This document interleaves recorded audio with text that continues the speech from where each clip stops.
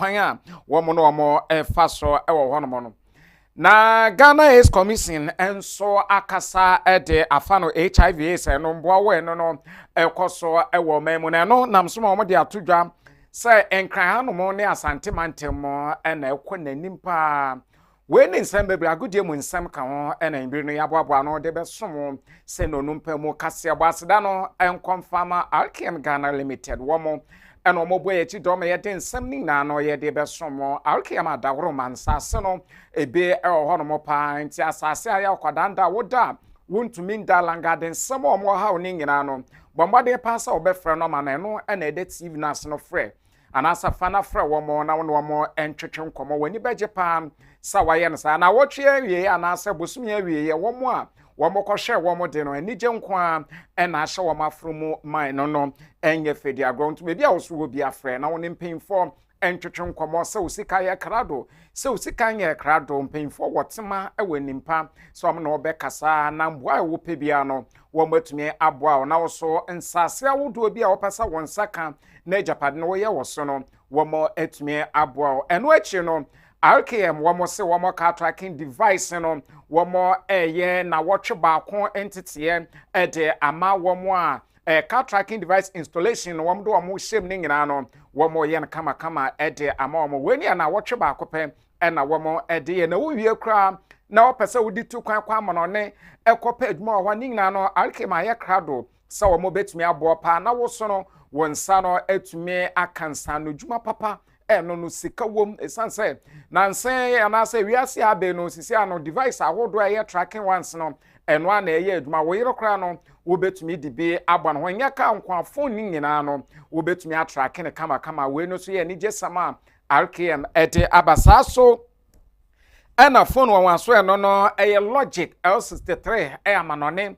phones a wo mo use no RKM edibia be pie mo ewo memu eno so no enkofo atwe kusu a wo mo efo eno na abeda menchen wotu no ne fe enye fe di agro battery na wo din ye papa sa so na ni internet access no be bia ejenja ne nan so eno na ehia se bia wo benya phones mienu edi akra wonsem we pe ebetumi aye bibia na ebia phone bia wo dai so ne se bia wutie sika bia akoto no sika kakra wanya no fra RKM for na for mo twetwe nkomo wo sika nso kra mpemfo behwe na wo matumi aboa na wo so phone no wonsa tumi akebe na wo de edi udwuma we ne ndwuma ko bebre na imbire no wo meso yasen me yedi no mo mpa mu kase ebo no ede ba besomo na bombade pa san imbire no wodi wani no be kire mo e wo Facebook saso na YouTube no ho nyina no nsam no egu no mo wo betumi enye bi na wakenkan ho no mo na yen hwe na nsam no yen do mo asu kwanfa ma mo a yen hya se wo mbra se be jefie na nda wo mo ekwasetena na no nam so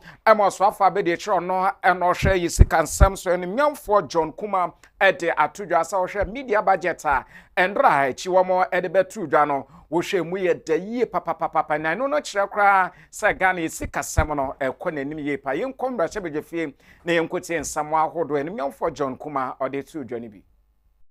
And he gave us indication on the economic performance that we have done so far and gave Ghana hope and confidence that all the steps taken so far is leading Ghana into restoration of macroeconomic stability and faster recovery of the economy. So, Mr. Speaker, that is their disappointment, but that is good news for our country. Mr. Speaker, the finance minister was here to talk to us about debt restructuring and what we have done so far. And that indeed is turning of the corner. Mr. Speaker, he spoke about growth strategies, that even in these difficult times, that we are talking about contractionary policies that will reduce our growth rate from 2.8% to 1.5%. We are still looking at growth strategies that will increase the growth performance. Mr. Speaker, let me give some statistics on the growth. Indeed, we have projected downwards to do 1.5%. But the reality is that in the first quarter of this year, in this same mid-year budget, as announced by the Ghana Statistical Service, Ghana's economy grew by 4.2%. So the fact that under the fund program, we are required to do fiscal consolidation and contractionary expectation to do 1.5 does not mean that we are not going to grow. And we have a number of growth measures outside the fiscal space through the private sector and partnership with the development partners to ensure that we grow the economy. So, Mr. Speaker, I'm here to disappoint them that indeed when the finance speaker says that we have turned a corner, we have indeed turned a corner. Mr. Speaker, and I heard my friend say again that the minister did not come here to request for additional appropriation. You've revised your revenue target from 143 billion to 134 billion. On what basis are you requesting for additional funding? To do what? To do what? Where's the resources? We gave you the opportunity to go and raise the revenue, and you couldn't meet the target. We went as a committee. About 3 months ago, every shop that you go, you will see GRA officers there auditing invoices issued to customers. The deputy minister told us at the committee that it helped them to raise enough revenue. Why have they stopped? Today, if you go to the mosque, you can't find them. A process which has helped you to raise enough revenue. We have about 57,000 NABCO officers who have not been paid for the past 8 months. 8 months. People want job to be engaging, and you stop this process, and they are not getting the revenue. And you are here complaining. Sagreement is rotting down there, and you've raised additional resources to construct a new affordable houses. Does it make any economic sense? Doesn't make sense. Does it make economic sense? Make sense? You spent about 339 million to construct National Cathedral, and you are here begging people to buy into what government is saying. Who asked you to spend 333 million? For what?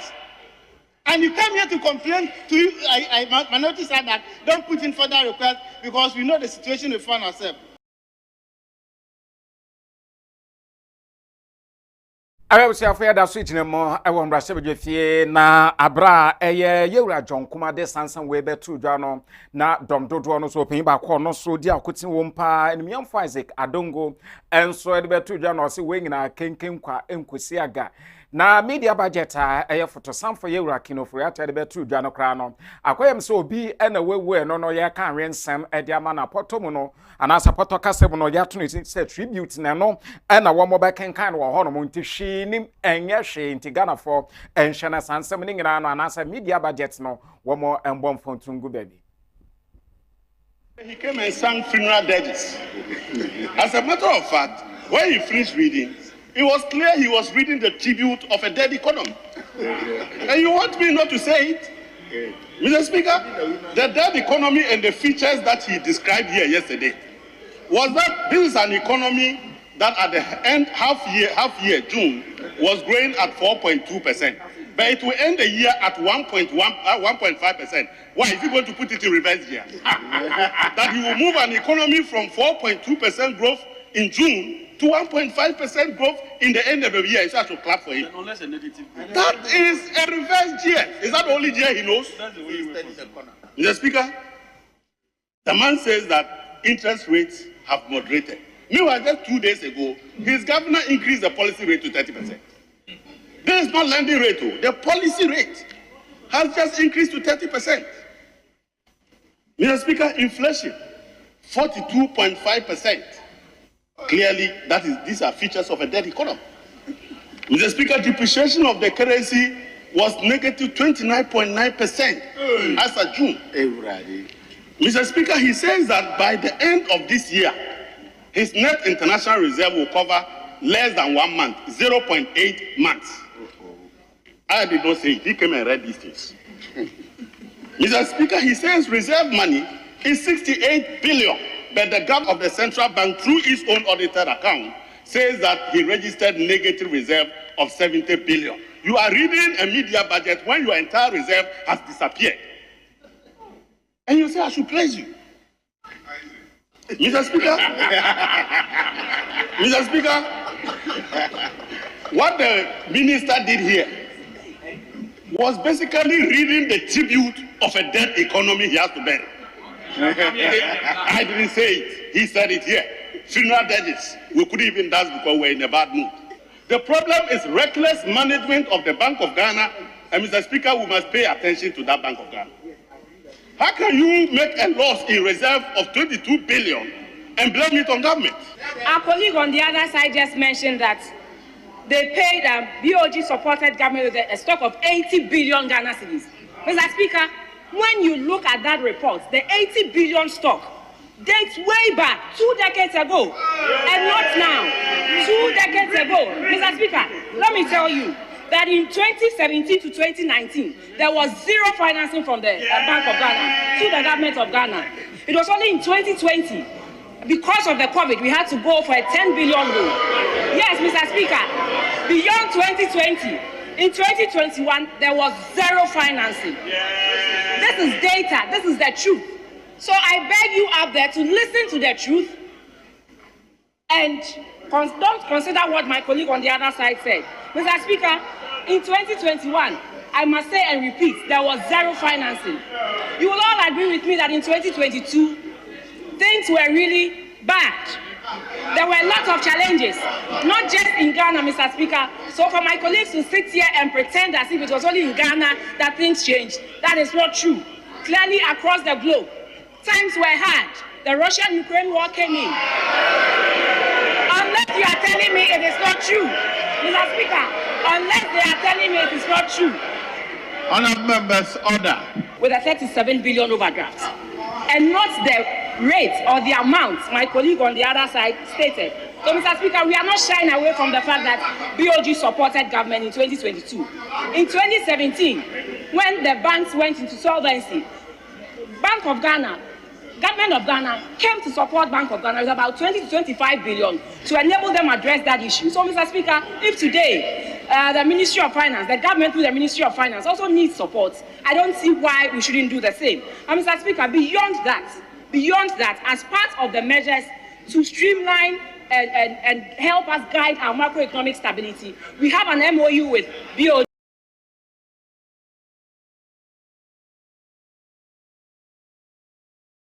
He came and sang funeral dirges. As a matter of fact, when he finished reading, it was clear he was reading the tribute of a dead economy. And you want me not to say it? Mr. Speaker, the dead economy and the future.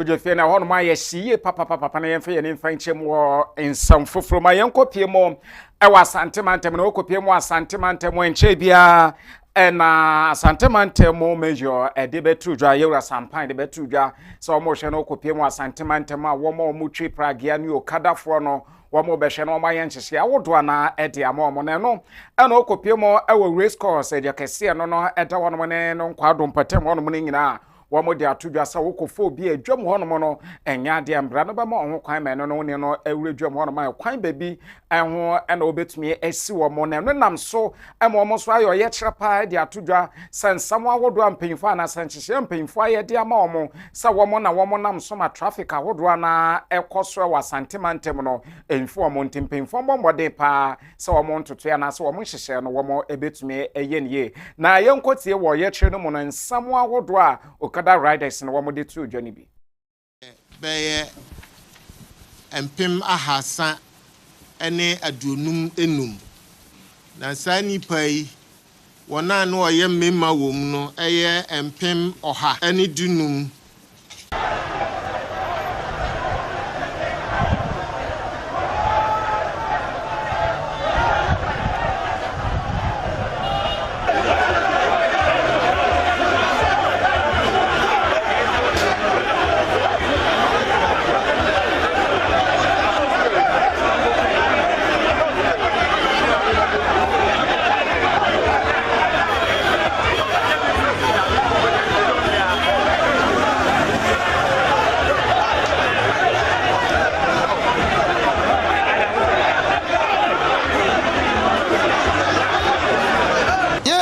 Mo the entire watching no again to my watch number 1 or 2 for runabout no so sa runabout the fancy kuro finfin krom ha kwan no e kemefo na na dey komasi kwan no e kwan kroma ba bia station bedu ba bia no a block yaton hama we e no mo ji huska o keme no mo die sese no bedu ba bi no na keme ni ada ne bukuman na police ni ada ne station master obetena kan nim amaka na lodu na nipa gu akire owia no agine sika police nso be gina de lete traffic atie no o maka na sikwam no kra nya de enko no makwan wo fo say mum nyimfa onye da mumla Jamu na makrom ha ache. wo na makom ha da ache Mi bisa wasem baako. Misraw maame na na abrewa a nididi akwasua mensa. Ofri fanti akwa abakumase abeto nam ana fish ewo race cross. Ya lodu fish no. No afa pragia enti yemfa ni mesi ha. Mi yemfa ni nko fanti akwa station. Abra na na abrewa akwasua mensa obede na nte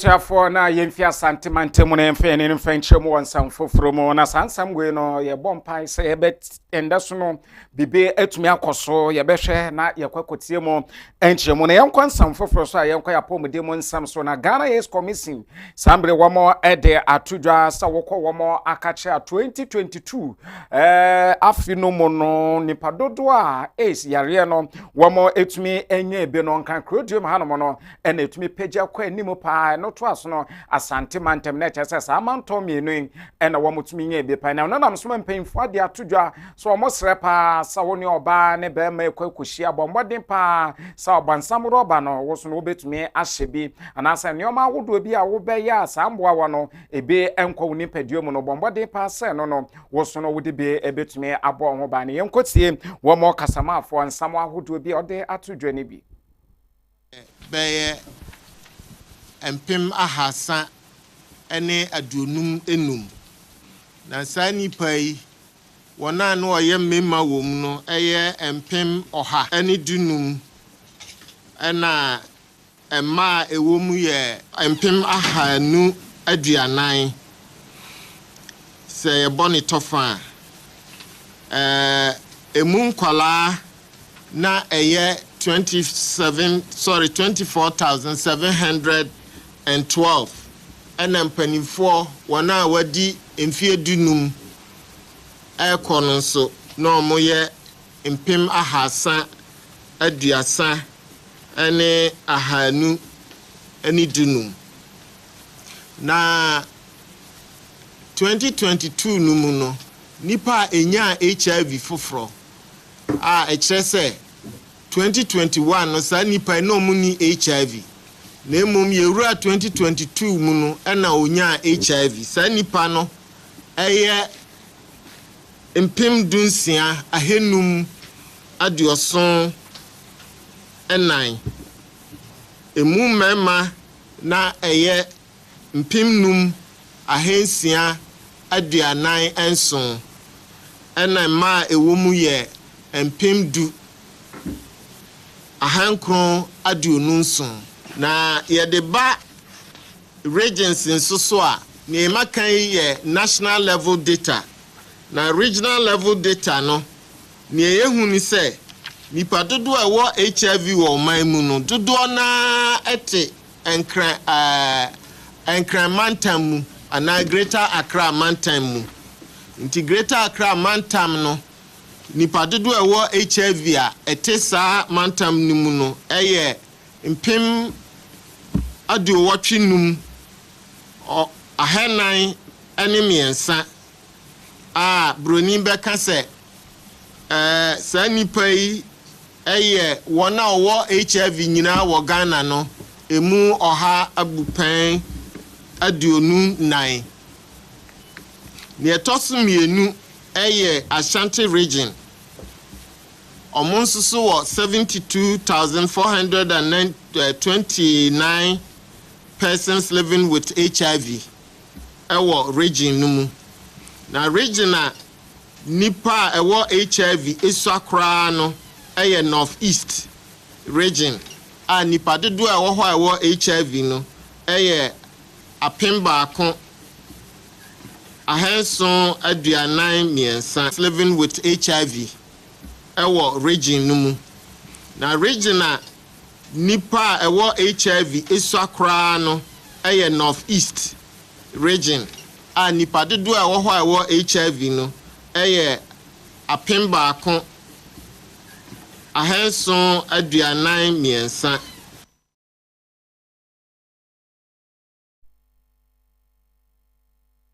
man boy yen saka no echiremu a wokopie mo ewo ekrobia no ne di no ede nkankansu na nkankansu mpotem hono mo wo kwantempon no na eye baskesie bi ene eye atekruta trailer bi wo matumi di ahwemu pa ne nyina no wo mo chiremu overtaking ene ekosomom di ahwuma nipa ba konson ene wie ya wo mato anananom ewo nsedo saso ene bebre na ene pepe ne nipa ba ko a ono no wotire ni mu no otumi ne central for etwetwe nkomo na yenkotie kwan nam so asa nkwanhia no ebai ni bi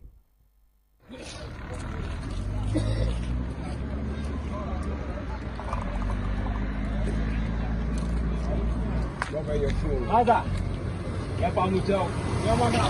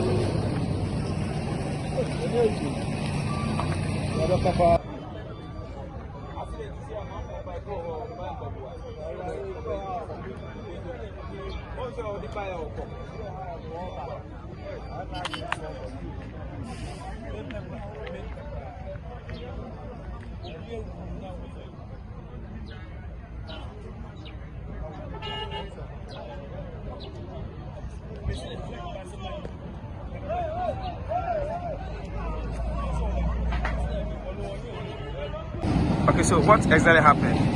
Actually, around 6:10, the driver overtook the car, lost control, came back to his lane, and collided with this clear track. Once he has overtaken the other car, instead of going back to his lane, he could not do that because he was in top speed, and the other trailer was so close in the sense that there's no way they can swap each other and they collided with each other. And that is that. So I was sitting in the car close to the driver. That happened. So which car were you in? Were you in the bus or the? I was in the VIP bus. The VIP bus. Yes. Oh, okay. So how many victims so far? Actually, I cannot tell because once the accident happened, I left the hospital for treatment for stitching and other dressing. So I cannot tell how many, but people are injured. I can't confirm to you who is dead. But unless it is coming from the ambulance team and the medical team. So you think it's the cause of which of the two drivers? Is it the bus driver or the trailer driver? It's the bus driver. The bus driver. Was he sleeping? No, he was not sleeping. Once he overtakes the other car, he lost control of going back to his lane. Thank you very much.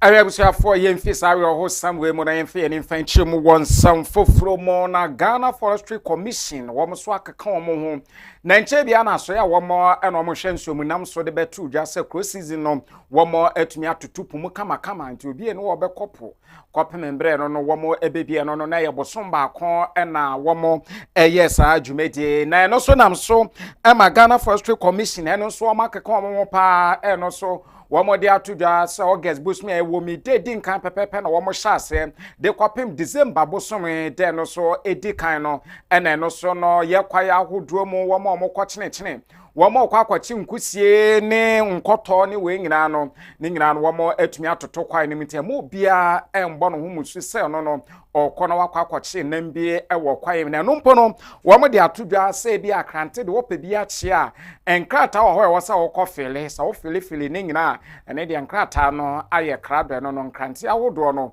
wo betumi akwakoche na enu echi no enambi eni wo no mo a fitinda de kopem eye December bosom e bekwa wuro mu no wo betumi akwakwaya awodo mo akwakoche ne enkotie empemfo won central for nhim a wo mo frɛ no nsam awodo a wo mo de tu odwa ni bi Obia one a time edeba August 1st to December 1st. Yes, Embua o omu won remo omu nam abontin o so omu nam hin o yen ko enko chiwon ana yen ko pawon embeton wo kwan ho de bie betumi apa eya krante na nupo no I was saying permits a free forestry commission. Inti sajumadi ye because embuano all year round say ye bekwa ni akwachiwon ni akopawon any time ben no mu benya ho na omoso abo omo ho ban awo multiply ama forestry or any wildlife no so etumpong mu amochichi mbwa basa enne aban bolideru se enne duai 1st August ekosi 1st December 2023 mu eni mfia abedi achi na yenko ahayo ye kwaye nimu yenkoku mbwa yenchi mbwa yenye bibia ha mbwa because some mpre yehu se nhwema kire se some pray ni na mbwa no ase edore wo mu na afeso obroni beka say wo mu ye mating inti yesremo ebi kura aboa na okokura na onyim na wonnim na ne ma super di nachi no akokun maame no de asem kese aba ye pese moa na se etre ya adwene ho se mra eboa moa no ma moa no so etimi ahome enya wo madaje no motina se de be ya obi ankoboa wo mo no obi anko ha wo mo no eno no saada no eno ne friend close season no so esha ase free 1st August to 1st December. And within that period, ya ma obia enko kwaye mu, enko ku aboa, enko chesi aboa bi, enko ye bibia kwaye ni mu.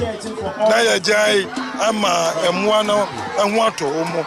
Na sade be ya o mbetimi awo na o madoso. Amana yempa so amana na yento ansam no so na ndra ena ganama pay na nado danko akofo ato e dia sokobɔ for se work and housing project no ekoso ewo pokuase empatem na wo nhwe na wo enhyase na no nam so emoso afọ no ena oda work and housing ano enemiamfo asenso boache e de atudwa so mo hwe dan wodo a womo ebesisi no womo besia sabio womo ebi no womo nsem no kra no womo betumi akwakwagye na womo etumi ademne nkotie nsam a osoafo no tudwa saaso na ganama pen na nado danko akofo ado so edensam ahodo be editudwa. Mr. President, not only that, the project makes provision for safe and eco-friendly spaces for children to play and grow.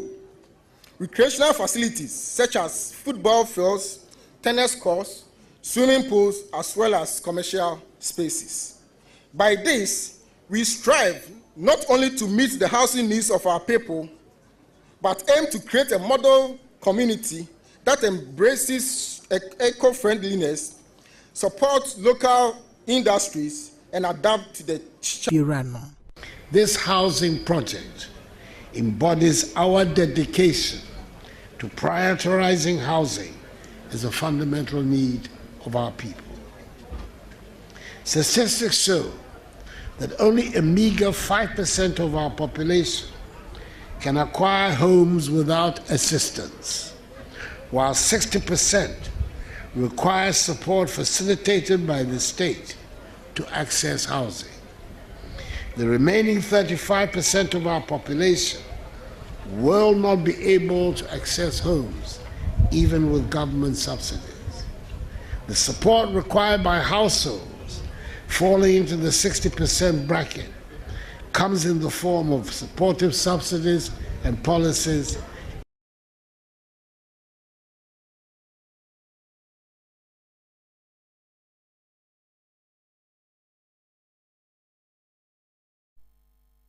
we so na ya da ya ho tia wa na ya ba ya ba jima no wu donko e de agodie mu nsam no de beto yes.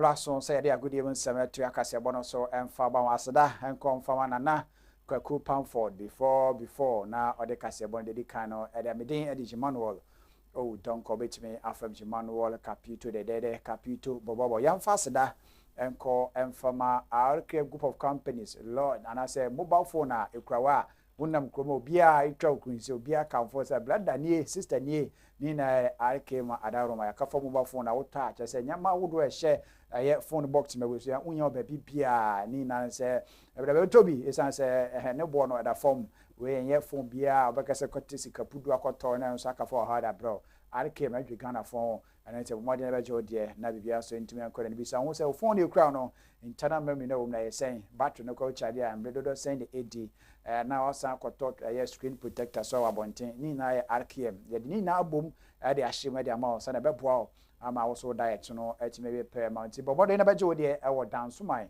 matter performance no mpinifo ending komo sala so ana anti mercy fashion or say home of beautiful design ma me de yankopon adom ni de papa enya asam ketua se oya blanti wa atare bia opese opa na oni anso be fra anti mercy e wa homatefo so 0550711246 0550711246 na one anti-mercy edi nkomo na ono so twitwa na hwan fefe na bibia so etimi na ko ene gujume ko moboa me na me de agudie msam no ato akase abo no so ede amabusa yen hyansa na setew na fe yen so dwube so ya fe ne enchemo wo amanane yen kopimo wo Tottenham Hotspurs aseye wo musu gusu preparation papa na reporter efi Tottenham epa ene se wodo ne achemu wo Wolfsburg Abrantretin edi Mickey Van de Ven reporter ban so money Tottenham edi nkomo adu chi papa sa Abranteno aje pene so babe sia kan edi ama Tottenham Hotspurs wo the English Premier League 2023-2024 nti yankopo yadma we be by the week and I say close of the week we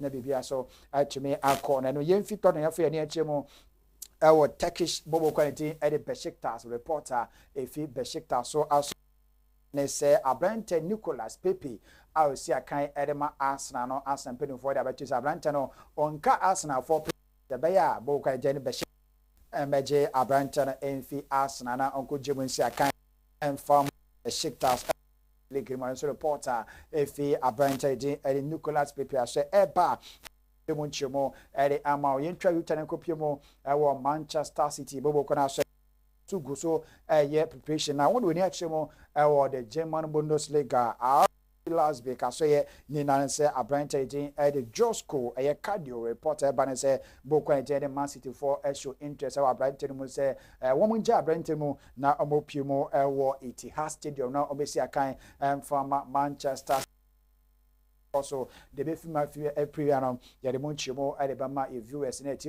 womo 80 property television yankopi all basa say na reporter if you basa bansa bente deni pedri say na nsam na mfabom say Paris Saint-Germain enia ahia branch no na no na branch na babonten ede na num nsam abetu dwase yamye no kwenie na ne say enya de no ode ne say se ne bo say okopi agi de bia da nanso basa na neje je say de opa bia onya awo basa na ne da so na say dan ko bia no ono abante de ede pedri no obetimi aba captain Barcelona bo ko no ene tin ya de a ofi ho akọ ene anase akọ echina eno so report reporter efi abranchane ede pedri ase eba yede mu chomo ede live our kasebo no sebusen kopimo our the FIFA Women's World Cup to Australia as say make say Africa countries no ye boy modern papa enya asem ko ye nkwohwe result a etwegu ye enne na wodo ni echoman din Argentina etna ho ama Sweden e bona kaminu a went to me until South African Giants wo metumi ebo Italy e kamiensa ama Italy etie kanomie no Jamaica and Brazil 0-0 ana Panama etna ho ama France e bona Kenya ono so etim back na ka hye no se yankopon ya adoma oman eden Nigeria wo any England na ebo the next stage no tie hwe nim so bia five pie ball anti Africa teams net especially Nigeria mano so ana bayana South Africa baba wono wo so guso nkonkoden eko omanima bibia eko nim de ama the bayana of South Africa no so reporter if you ho eba eno na wodo na chimu a ne match bako eguse eko so Arsenal wo kwante mikara Arsenal at the end of the first half no 1-1 egusu ekoso de befime piem no ye de bunchemo e de babusu yemfia manone na yelande e wo fie ne kopiem wo right e de George Afiye camp na woni me say yankopon ya October bosoma ye ba bewremu no na Ghana Football Association election no and as a presidential election no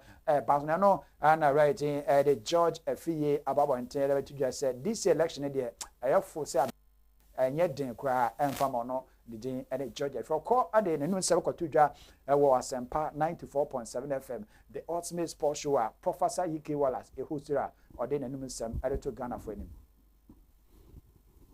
I kubu assembly or cause election with the Ufa pie when I fukra. Election with when I fukra, election with the What's our confidence or so far? Of course, you should be.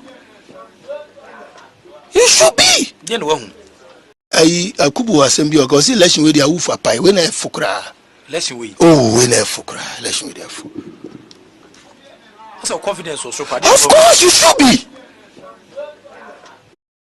And some already at George Afiye or the Kotudra was Asempa 94.7 FM or the ultimate sports show. Abla Wallace Atana na or the Tudra say this year Ghana Football Association election e basono enwo for a wufu apai enwo for papa we an yedin bia and into October bonsom na be say election no e wufu apai ana and also sama Yura George Afiye and also auditor we na begina na media akudi ensam no as live opti and in no no fan kase boso na meje madam na kwaku pamfo no de kase bon de aka no atwa so edema be din Eligi Manuel o don obesime afram Manuel Capito de Capito bobo omachidom antim akupon ya doma echena yebehia or property day break show Capito merci for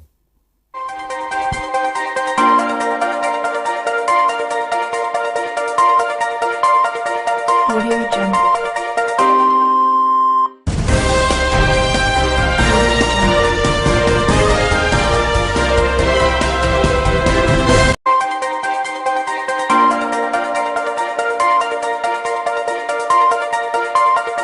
Audio Jungle.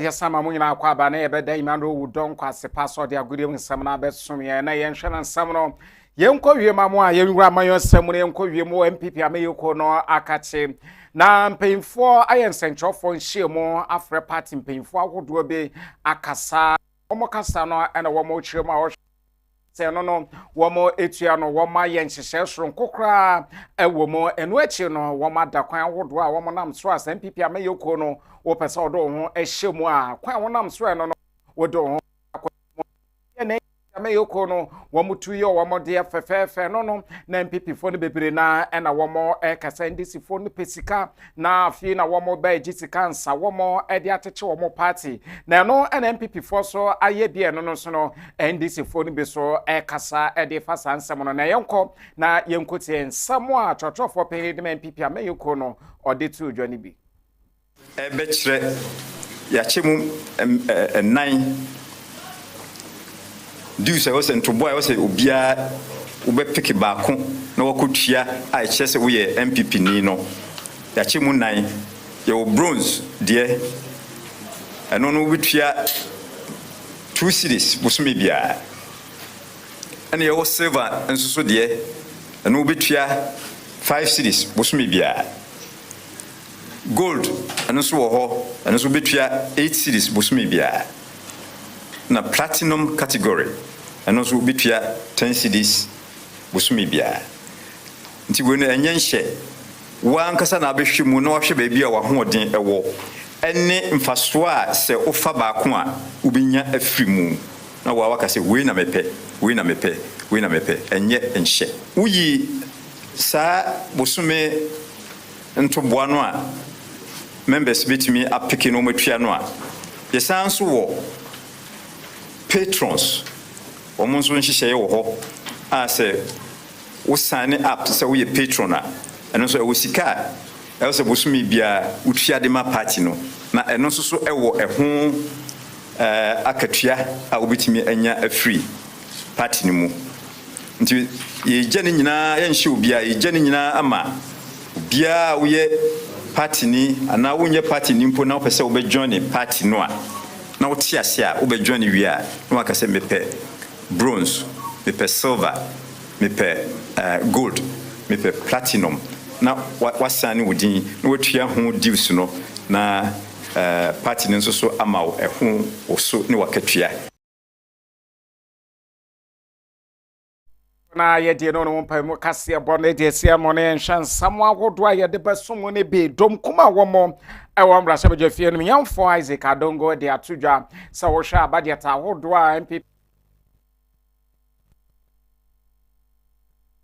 tribute budgets and a woman etumi advice house no kada riders omo asantemantem ate atua pa e won hyehye ahodo a KMA woman no womo faso na HIVs ne so mpemfo de atodwa se page no mu pa na 2022 no e won kan krodium ne asantemantem ene etumi kwanim weni nsembebre na imbre yebobo ano de besom se no numpemu kase basida no enkoma RKM Ghana Limited wo se wo mabie wo mapono de ato no mo ede amadwedi ni bia na se nipa bia opeso no wo edi nsawaso sasa na wo pesa car na wo pe se wo mo air tracking device training no na nche bia wo ne be hyehye so no wo pesa wo besua bia ni na no kwan no eda wo mo saso na wo mo Logic L63 phone papa ya no abedwoman so a Ghana ha no mo phone shop ni we no ebi wo RKM kwa na o matumi akofa bi fia ma no ne edi aba no enso wo mo eto apete nkrofo gusu a wo mo to binti wo body pass o be hwa RKM dwumeko nachi e wo dansoma na mate ko pharmacy na won site me account na so no man na ebegu TV na se no wo be frɛ na wani beje pass no wetumi aye ne sa midin edi na kwaku pamfo do betumi afra me before ma mo ngbo no hwe mbo ni tia abese